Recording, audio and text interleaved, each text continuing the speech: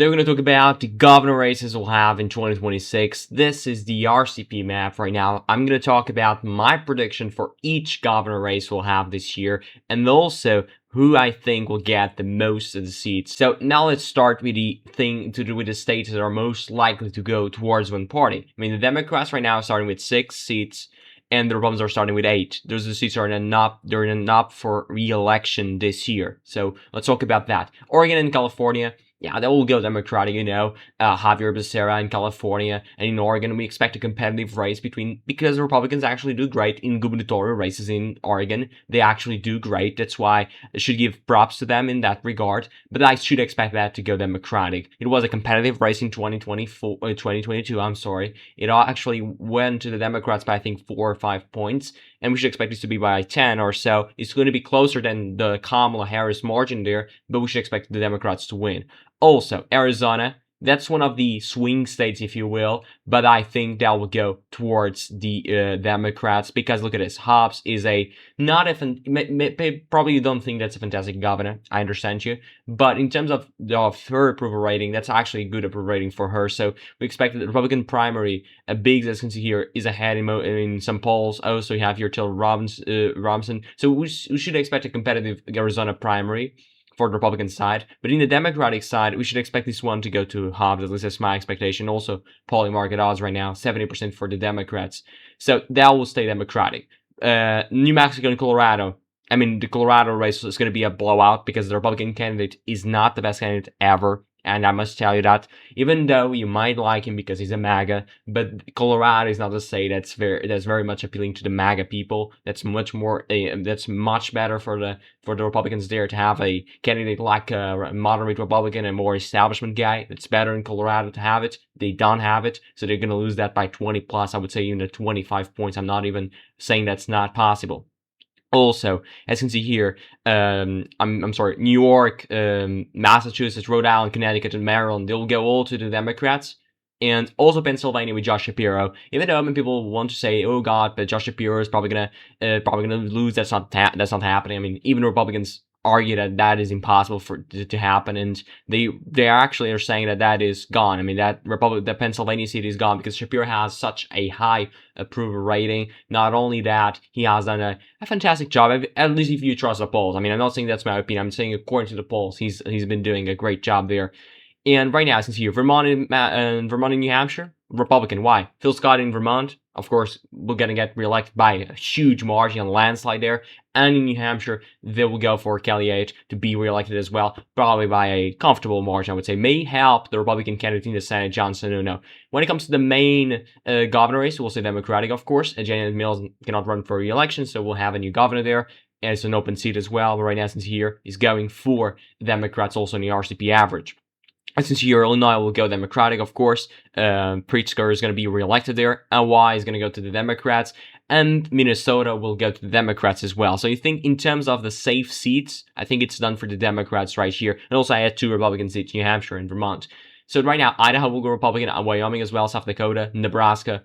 We'll talk about Kansas later, Oklahoma as well, Arkansas, Tennessee, Alabama, South Carolina, and Florida. Yeah, Florida will go Republican, even though it could be more competitive if Fishback is the nominee. I would say that right now Byron Donalds, endorsed by President Trump, will win the nomination there. That's why I'm saying that Florida will go Republican. Also, Alaska will go Republican. That's my expectation there as well. And Texas, I think that Greg Abbott will win re-election against Minnesota, against the Democratic nominee there. Because even though the Democrats can do a great job, or a fairly great job there, I would say that Texas will go Republican because, I mean, it's such a Republican state, and even though Tallarico can push the Democrats to turn out in larger numbers in the senatorial race, I don't think the incumbent governor, Greg Abbott, will actually have any trouble at winning re-election by, I would say, even 10 points. I think that's certainly in reach of him, and that's probably going to be a big win there for the Republicans. When it comes to Iowa, we'll go Democratic. Now we're talking about the swing states. Iowa will go Democratic. Why? Look at this.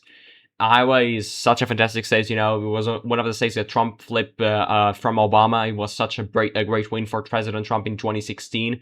flipping that and flipping the most number of counties from President Obama there, and one of the so-called pivot counties that voted for Obama twice and flipped for Donald Trump. So here right now, Sand is winning the RCP average in regards to Euro's Fox News poll. Even though Fox News are not, I mean, they of course they shift, they actually align with the right in terms of their news, but in terms of the polls, they're actually more or less correct, or even I would say a bias to the left at the polls, not the media. The media is of course to the right. I'm not denying that. It's your Sand +9, so that's why I'm saying that yeah, Sand will actually go there and will win election in Iowa. Very important bastion for the Democrats in Iowa. In Kansas, the Republicans are going to win, even though this could be competitive because Kansas, it will be a flip. Laura Kelly, governor of Kansas, cannot run for re-election, and she's of course a moderate. That's why she was able to win Kansas against a very, very unpopular governor there. And I would say that right now we don't have any polls, only the Democratic primary between Holscher and also Carson, but we don't have the general election polls, even though I would say that the Republicans are probably going to win there. And in Nevada is such a fantastic state, Las Vegas, beautiful state there. Nevada will go Republican. Why? Lombardo. Even though Lombardo is leading the polls by 0.5 right now in the RCP average, but I would say that right now he's the favorite to win, even though the polling market average is getting him at 40%. But I would say that he's the favorite to win, in my opinion, of course. He has been doing a great job there. And, I mean, you probably don't agree with his policies, but at least according to the polls, he's been doing a great job. When I mean he's doing a great job or she's doing a great job, that means in terms of the polls, in terms of the approval rating. So in terms of Georgia, we'll talk about Georgia later. It's one of the most competitive governor races there. Ohio will certainly go to the Republicans. I think Vivek Ramaswamy will probably win there. Even though in the senatorial race, I predict Sherrod Brown to win, but I think in the governor race, Vivek Ramaswamy is able to win there and seat for Republicans there. Now in Wisconsin and Michigan, they'll both stay Democratic, even though Michigan can be certainly competitive. I would show you right here. So Michigan right now, it can certainly be competitive. And between, as you can see here, that, at least in my opinion, even though the polls are not showing that, we did have that independent candidate right now. Of course, he is not running for election. He, of course, stay out of the race. And in Wisconsin, I think now to replace the Governor Evers, I think that will be a great election, to be honest. But I think the Democrats will ultimately win. Right now in Georgia, who is going to win Georgia? I will show the polls first. So Georgia right now, a very competitive race between Bottoms and Jackson.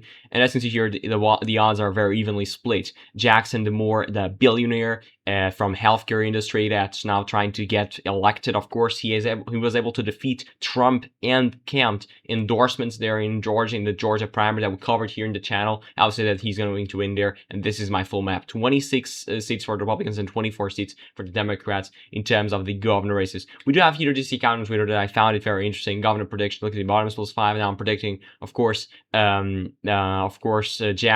As you can see here, Acton +3. I'm predicting Vivek Ramaswamy. 7 +9. That's understandable, I would say. Wisconsin, as you can see here, of course, the Democrats winning there big. Michigan as well, big. I would argue that it's correct. I'm not so sure about Nevada. As I said, I think that Lombardo is going to win there. Hobbs, that's maybe correct, but I think probably a smaller margin. In Alaska, I don't think the Democrats have any chance there, to be honest. And Donald's +5, it makes sense. Maybe a little more than that. I would say Donald's +10. And when it comes to the to Jolly +1 against Fishback, we'll see about that. Maybe it will be hard for Fishback to win, but it's not impossible. So guys, this was the video. I hope you liked the video. Don't forget to subscribe to the channel, leave a like if you're new as well. And don't forget, we're having a lot of videos, a lot of important election coverages. And if you want unbiased, independent analysis, you must follow to the channel and subscribe down below. Thank you so much.